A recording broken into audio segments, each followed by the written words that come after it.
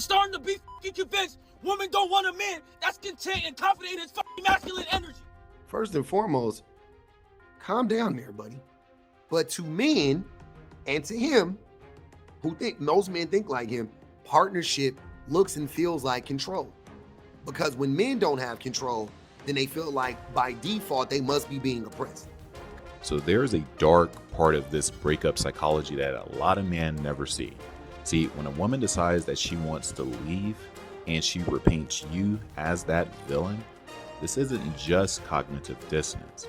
This is identity protection for her. Dudes can be as vulnerable as they want. You see dudes cry over the championships that their team won that they didn't even play in. Say that men are like in like full blown propagandized propaganda mode. Like you would think they work for Goebbels himself. Men are just online and in real life, but men are just online and they are just saying, they're just saying like the most ass backward stuff you've ever heard. It's just like, I just catch just video after video after video. I'm like, what? And then, but when you put it together, they're trying to rewrite history, you know, even though men already wrote history, but they're trying to, they're trying to, they have to keep women sedated.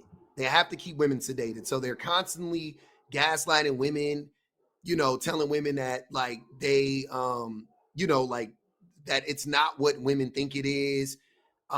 They constantly turn themselves into the victims, you know, which I talk about all the time, the Darvo, the reverse victimhood. Men are constantly doing that, like all the time. And then, but like on the flip side, then you have men that say the thing, you know, they say the quiet part out loud and nobody argues with them. Like the men agree with that too. And I'm like, these things can't exist at the same time. Like these two truths, you know what I'm saying? Like one of these is reality and one of them isn't, you know?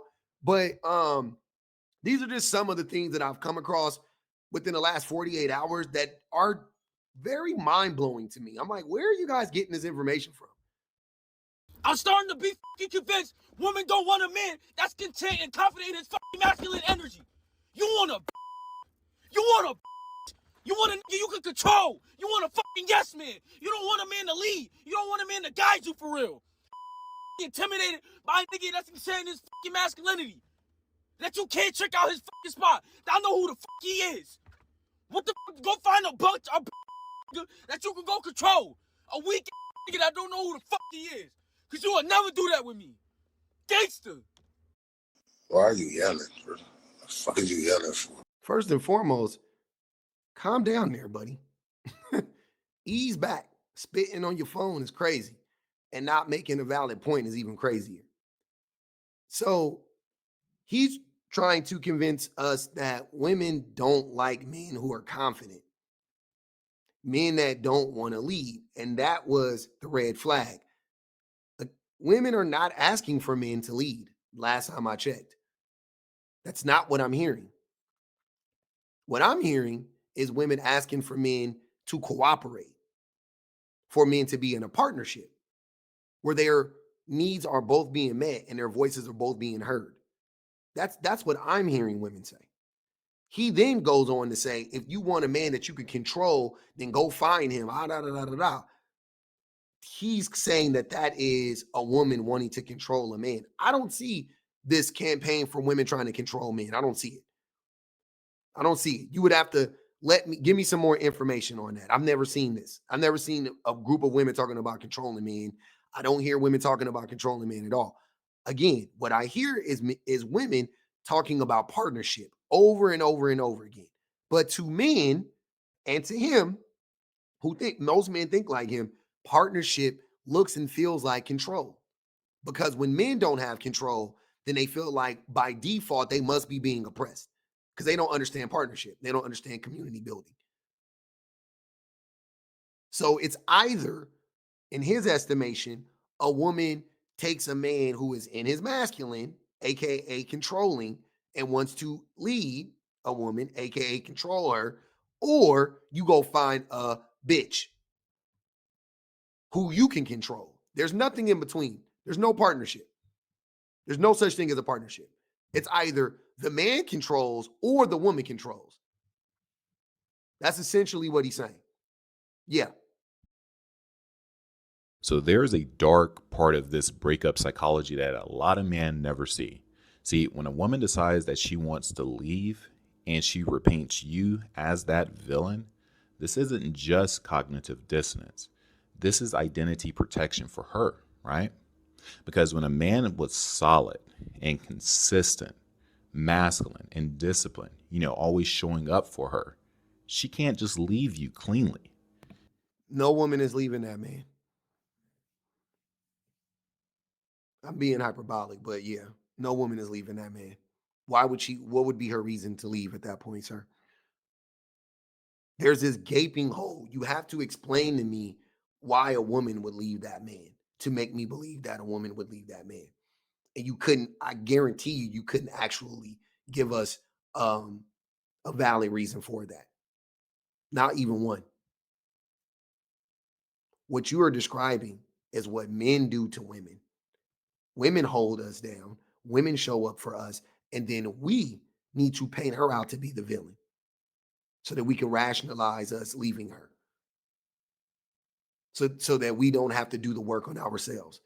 So and even if she leaves us for a good reason, she catches us cheating, we'll still be like, man, I was just hitting them women. I was gonna get right back, like Jay-Z said.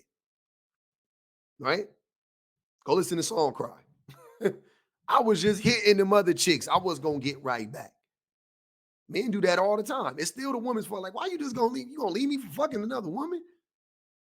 Yeah. Yeah. This is what men do, what you're describing. This is what men do to women. She has to rewire the image or her perception of you, right? So what she does is she sets out to build a new story, sometimes weeks in advance, sometimes months in advance. This is why, we sit there when the breakup happens and we're wondering why, it came out of nowhere. This is because she's had time to rewrite the story or the narrative in her mind. And it's not necessarily because it's true, right? You have to understand this. This is because the truth, if she truly sat down and understood what it took to have a lasting relationship, it would break her. See, calling you names such as narcissistic or controlling or emotionally unsafe isn't a review on your character, fellas. See, it's a shield for hers. So he is telling men that if a woman who he is in a relationship with, a woman that knows this man better than he knows that man or any man or himself probably, if she, after spending time with you, sleeping with you, having babies, whatever it is, calls you a narcissist, no, you're not actually a narcissist. She's doing all of this to rationalize leaving you for no fucking reason. You're a great man. You've been nothing but good to her. She just wants to leave you for no fucking reason. It's men like this that harm other men. It's pick me men like this that harm other men. The men that want to be picked by other men, the pick me men out here, the pick me males, they fuck it up for y'all. Because y'all listen to these dummies. Y'all listen to them, and then you don't do the work. Because he's giving you a way out. It's not there, buddy. It's not your fault. She has to rewrite the da da da da da and make herself to be the da da da, and you're not really the villain. And A review on your character, fellas. See, it's a shield for hers. It's protecting her and how she feels. It's easier to believe that she escaped a monster than to admit that she walked away from a man who actually truly loved her and cared. See, it's easier to call you toxic than to admit that she wasn't ready for the structure or the presence to, or just the leadership to actually work on something that could have been. exactly, there goes that word leadership. They always telling themselves, if you listen, she doesn't want to be in a relationship with a man that's a leader because those men are just controlling. You're not a leader. You're just controlling. She leaves you because you're controlling. You don't understand that. You are unwilling to accept that the breakup came out of nowhere. You don't want to do any work on yourself. And now you're here trying to gaslight everybody into believing that it's not the man's fault, it's the woman's fault. She just wanted to up and leave him because she wasn't ready for this great man. She just couldn't take this. You're too good to her. You're too good to her, right? Salvage. And here's the thing that a lot of guys, sit on with this harsh reality. The friends who take her side aren't necessarily judging you. They're protecting her version of the story. People don't pick the truth. They pick whatever helps their friends sleep at night. You're the friend. You're the friend doing that right now. You're just doing it to a bunch of men you don't know. But you're the friend. You're choosing the side of the man. You don't know the story, but you're ultimately saying, oh, no. It's not you, it's her. And you're not even doing a good job of it. To keep this in mind. But here's what most men never realize. Her story only works if you crumble. And this is where a lot of guys fail. It only works if you're sitting out here chasing, you're arguing, you're overreacting. It only works if you become the villain that she already called you to be, right? So don't do that. I need you to focus on improving your physique, focus on your mental health, and focus on just, loving you first, right? Build a life so aligned with your narrative that hers begins to collapse, right? Because nothing destroys a life faster than a man who is supposed to be toxic, but he's thriving in peace and purpose. A lot of yeah. But I mean, I do agree with the last part. If the man isn't toxic, then he'll prove it. If it wasn't the man's fault, then he'll prove it by being peaceful and by being healthy, after the breakup, right? That's how you prove it. Also, he will prove it by taking accountability for whatever he's done. This right here is not healthy, though, just FYI. Now men are vulnerable, according to this man. Now men are vulnerable. After men have been literally telling other men not to be vulnerable. This is such bullshit. This is hilarious. Dudes can be as vulnerable as they want. You see dudes cry over the championships that their team won that they didn't even play in. Men, that's not vulnerability. Can cry, men can feel, men do. Crying isn't being vulnerable. Crying isn't, you can weaponize your tears. It's not being vulnerable. Crying in and of itself isn't being vulnerable. Because what are you crying over? Oh, a sporting event? Nobody cares. It's not being vulnerable. Men, that's like saying having sex is intimate. Right? It doesn't, having sex is intimate. Okay. But it also doesn't automatically reflect intimacy. You can always be having sex with a person and still never feel like you have intimate moments. You still don't feel that connection of intimacy. You can cry around a person and never feel connected to them and never feel like that person is vulnerable, or that person can cry around you and you can still feel like you're not connected to that person at all. And you can still feel like that person isn't really being vulnerable. So crying over a sporting event or crying because you watch Remember the Titans or some shit like that, that's not being vulnerable. Just FYI. Do cry. Dudes will go out to a bar, have a couple of glasses of scotch, a cigar, and reminisce, catch up, cry. Love you, bro. Hey, stay up, man. That's not being vulnerable. If you need alcohol to cry, yeah, I'm sorry to tell you, but if you need alcohol to express your true feelings, and even then, love you, bro. Like shallow as fuck, but whatever though, right? Then yeah, you're not being vulnerable. But that's not how y'all do it.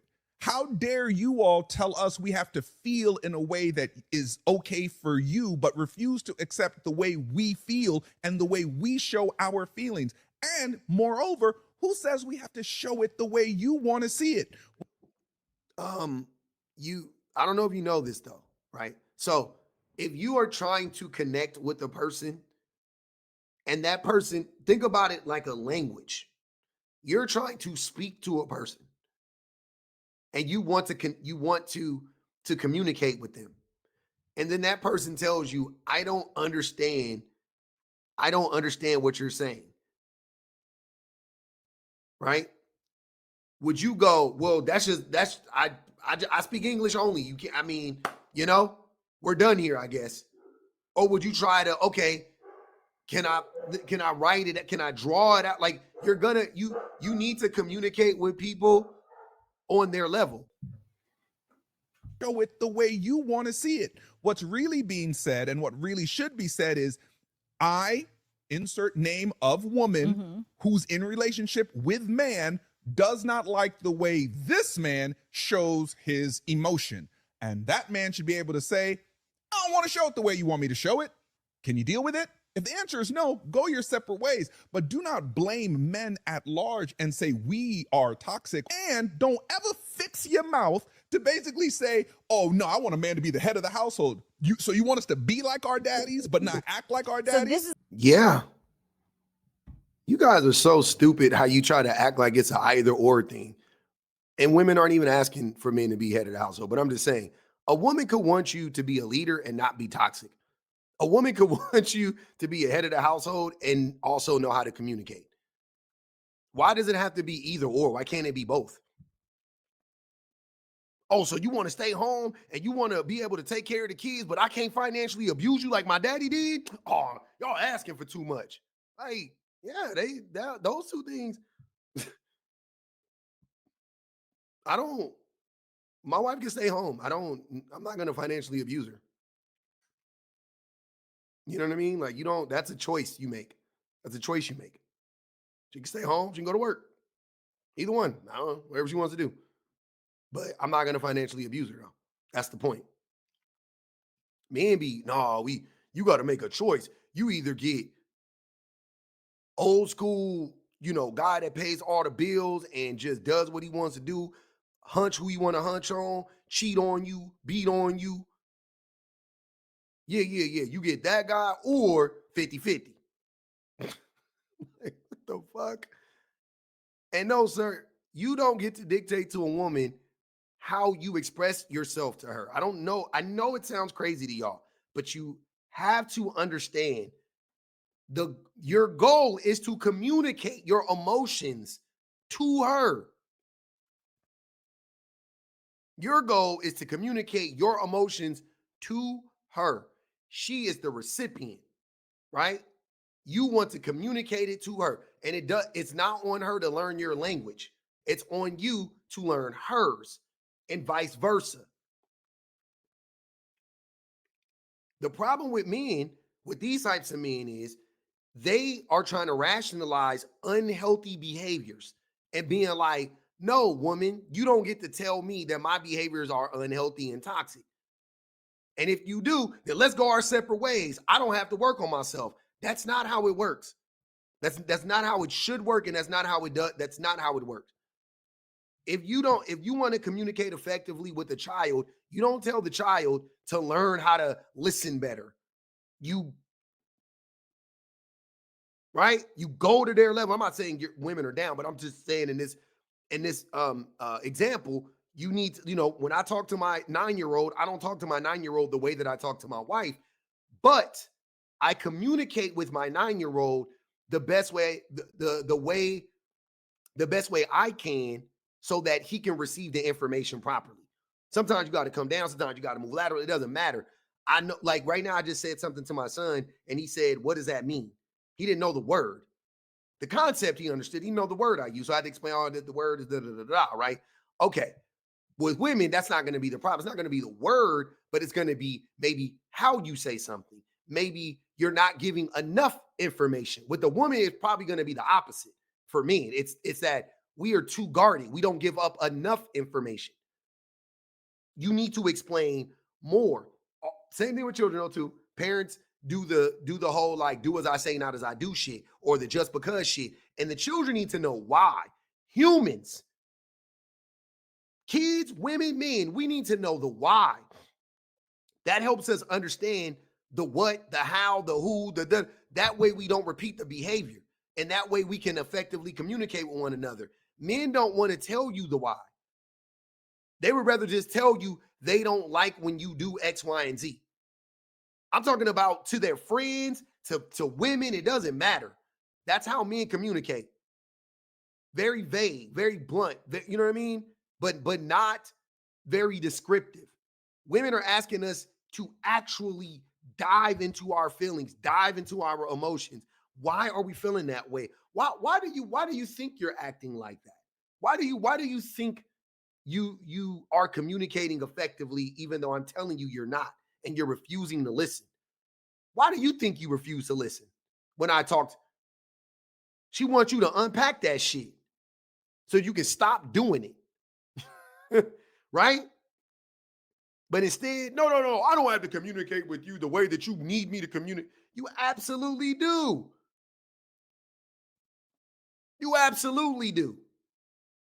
You need to communicate with the person you're in a relationship with the way they need to, the best way for them to receive the information from you. That's how you need to communicate with them. That's the reality. That's the ultimatum. If you can't do that in a relationship, then you probably should go your separate ways. Period, point fucking blank, man. We got more untruths from the means. We got this guy who makes these, these types of dumb videos where he just puts like captions up and walks, whatever. But he says, 30 years ago, parents hoped their daughters would marry a good man. Nowadays, parents hope their sons marry a good woman. There is a huge lesson in this. Where are you getting this from? Where are you getting this from? I would think both people hope their children marry good people. But if you're saying, who do we have to watch out for the most? It's still men. I have two sons. One of my sons has profound autism. He's never going to get married. My younger son, one day probably is going to get married. And guess what? I'm raising him. His mother and I are raising him to be as safe of a person as humanly possible for women specifically, for women and children. We're raising him to be a very safe human being for them. I'm not worried about the woman he marries. I'm not really too worried about that. I'm more worried that he won't be able to. I'm not worried about it, but I'm more concerned, or I'm more focused on making sure that he's not like the dude in the other video that doesn't know how to communicate his emotions, that he bottles shit up, that which makes him become more of a threat to the woman, and so on and so forth. Like me and his mother are working on that aspect of his personality and his character. I'm not stressing out about the woman he married. I'm sure she'll be fine. I'm sure she'll be a lovely girl, a lovely woman. I'm not worried about that.